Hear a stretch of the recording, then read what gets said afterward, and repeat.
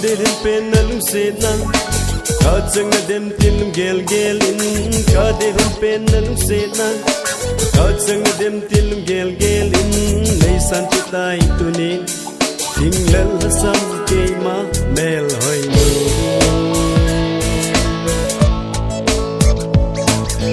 Kaderin penalum senan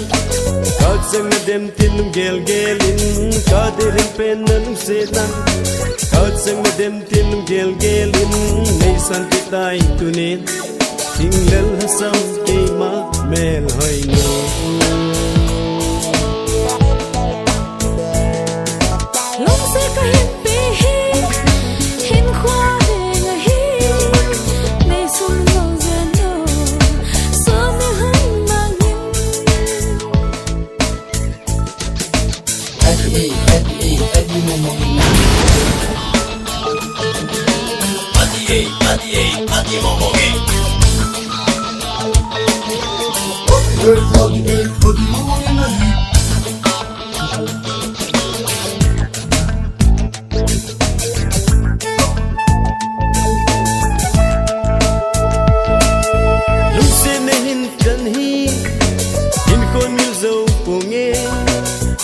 Ding dong lovin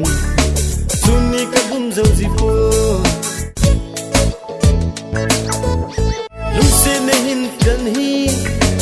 In kon mil zau ponge Na mel ding dong lovin Sunni kabum zau zipo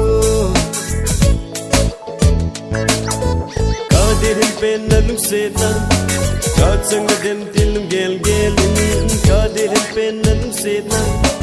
Kacang dem tilum gel gelin Nei santitai tunin Tinglal hasam keima mel hoy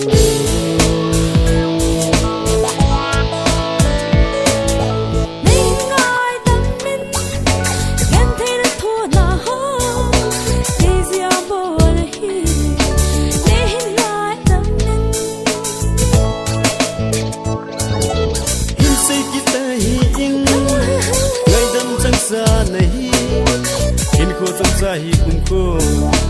Wakom sintai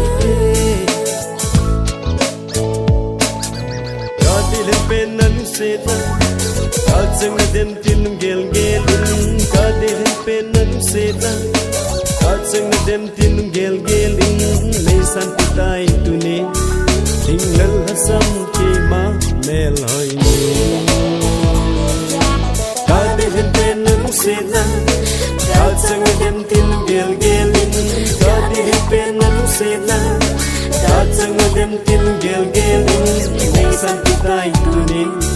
Tinglal hasam keima mel